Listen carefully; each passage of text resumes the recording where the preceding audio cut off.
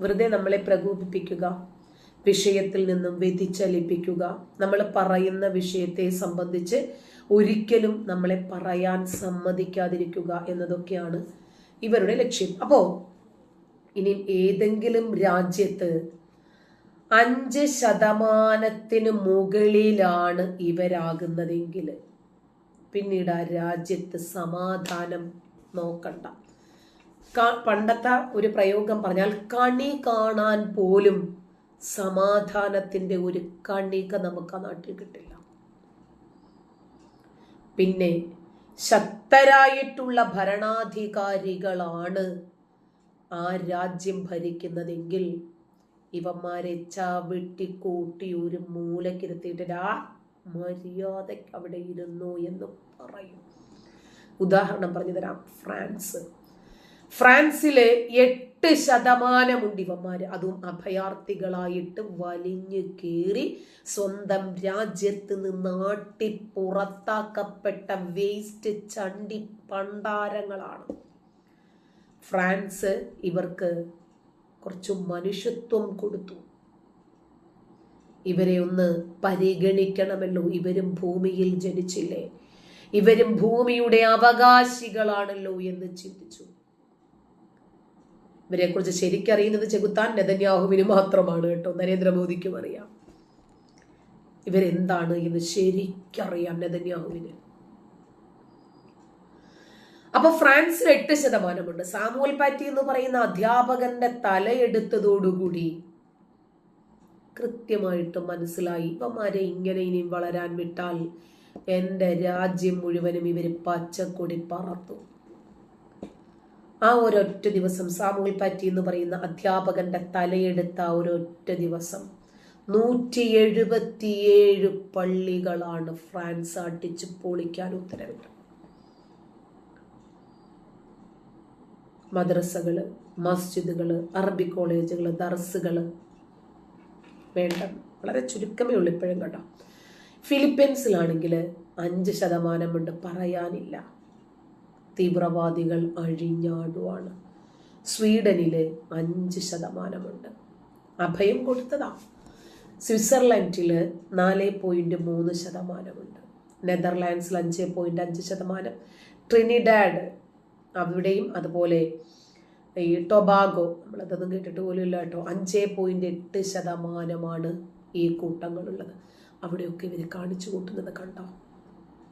ഇവരധിവസിക്കുന്ന പ്രദേശങ്ങൾ ചെറിയ ചെറിയ ഗ്രാമങ്ങളാകട്ടെ പട്ടണങ്ങളാകട്ടെ അവിടെയൊക്കെ ഇവരൊരു മുസ്ലിം ചേരി ഉണ്ടാക്കും. ആദ്യം ഇവർക്ക് വേണ്ടത് ഇവർക്ക് ഒരുമിച്ച് കൂടാൻ ഒരു സ്ഥലമാണ്, അതാണ് പള്ളി. പിന്നീട് ഇവരുടെ മതം വളർത്താൻ ആ പള്ളി തന്നെ ഇവർ പ്രയോജനപ്പെടുത്തിക്കോളും.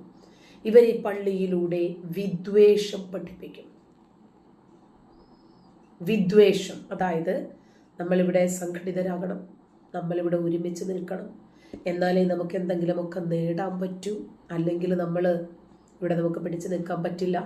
നമ്മളെ എതിർക്കുന്ന ആളുകളെയൊക്കെ എങ്ങനെയാണ് നമ്മൾ എതിരിടേണ്ടത് എന്ന രൂപത്തിൽ അവിടെ ജുമുഅ ഖുത്ബകളിലൂടെ ഖുർആൻ ക്ലാസ്സുകളിലൂടെ ഇവർ പഠിച്ചും പഠിപ്പിച്ചും മുസ്ലിം ചേരികൾ തിരിക്കും.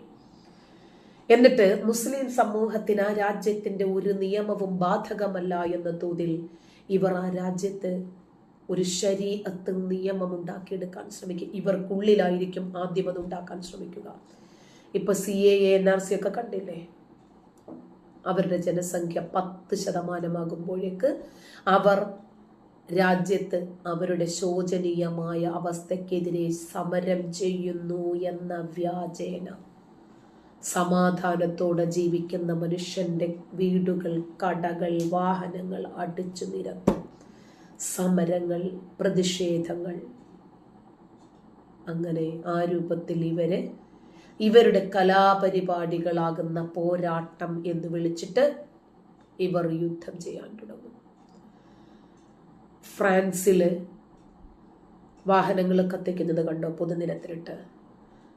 ഫ്രാൻസിന്റെ ഭരണാധികാരിയായിട്ടുള്ള ഇമ്മാനുവൽ മാക്രോണിന്റെ ദയ കൊണ്ട് മാത്രം ആ രാജ്യത്ത് കുടിയേറിയിട്ട് അദ്ദേഹത്തിന്റെ ചിത്രം, അദ്ദേഹത്തിന്റെ രൂപമുണ്ടാക്കി കത്തിച്ച് ഇവർ പ്രതിഷേധിക്കുകയാണ്.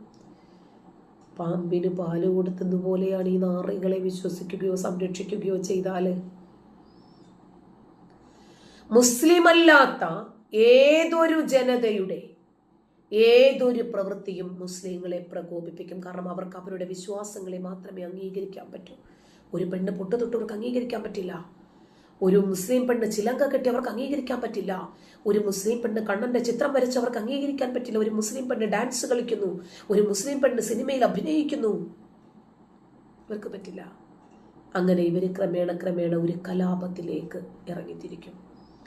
എന്നിട്ട് ഇവരുടെ മതത്തിനെതിരാണ് എന്ന രൂപത്തിൽ ഇവരെ ഭീഷണിപ്പെടുത്തും.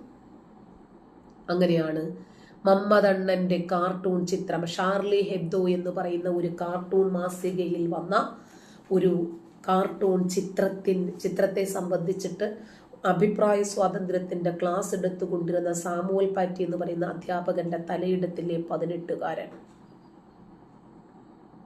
അതാണ് ചില സിനിമകൾക്കെതിരെ ഇവർ രംഗത്ത് വരുന്നത് കണ്ടിട്ടുണ്ടോ?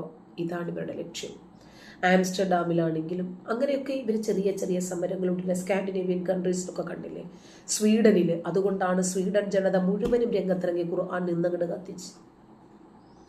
ഓരോ തെരുവോരങ്ങളിലും ഈ ഗ്രന്ഥമാണ് നമ്മുടെ രാജ്യത്തിന്റെ സമാധാനം കളഞ്ഞത്, കത്തിക്കടാന്ന് പറഞ്ഞു. എത്ര പേരെ നിങ്ങൾ ജയിലിലിടും, കൊണ്ടുപോയിട്ടോളാൻ. അങ്ങനെയാണ് ഗയാന, അവിടെ 10% ഉണ്ട് ഇവരെ. ഇന്ത്യയിൽ 13.4% ഇന്ത്യയാണ് ടോപ്പ്. അല്ല, ഇസ്രായേലിലുണ്ട് കേട്ടോ 16%. പക്ഷെ നെതന്യാഹുവിന് അറിയാം അവരെ കൊണ്ടുപോകാൻ മുന്നോട്ട്. കെനിയയിൽ 10%, റഷ്യയിൽ 15% ഉണ്ട്. അപ്പോൾ അത് വെച്ച് നോക്കുമ്പോൾ ഇന്ത്യയിൽ കുറവാണ്. പക്ഷേ ഇന്ത്യ ഇപ്പോൾ ഇന്തോനേഷ്യയെയും പിന്തള്ളി മുസ്ലിം ജനസംഖ്യയിൽ 1ാം സ്ഥാനത്തേക്ക് കുതിച്ചുകൊണ്ടിരിക്കുക. ഇനിയും 20%-ഓടടുക്കുമ്പോൾ ആളിനനുസരിച്ചിട്ട് അക്രമം വർദ്ധിക്കും. 20 എത്തിക്കഴിഞ്ഞാൽ ആ രാജ്യത്തിന് മുസ്ലിങ്ങൾ ഭീകരമായിട്ടുള്ള കലാപങ്ങൾ നടത്തും. അവർക്കെതിരെ ഒന്നും ചെയ്യാൻ, ഒരു പുൽക്കൊടിക്ക് പോലും അനങ്ങാൻ പറ്റില്ല. ജിഹാദ് നടത്താൻ വേണ്ടിയിട്ടുള്ള സൈനിക വൽക്കരണമായിരിക്കും പിന്നീട്. കൊലപാതകങ്ങളും ബലാത്സംഗങ്ങളും, നിന്ന് കത്തുന്നതും, വീടിന് തീ വയ്ക്കുന്നതും ഒക്കെ നമുക്ക് കാണേണ്ടി വരും. ക്രിസ്ത്യൻ പള്ളികൾ, ജൂത ദേവാലയങ്ങൾ, അമ്പലങ്ങൾ, ക്ഷേത്രങ്ങൾ ഇതൊക്കെ നിന്ന് കത്തും. ബംഗ്ലാദേശിൽ ജമാഅത്ത് ഇസ്ലാമിക്കാർ ചെയ്ത കലാപരിപാടികൾ കണ്ടില്ലേ?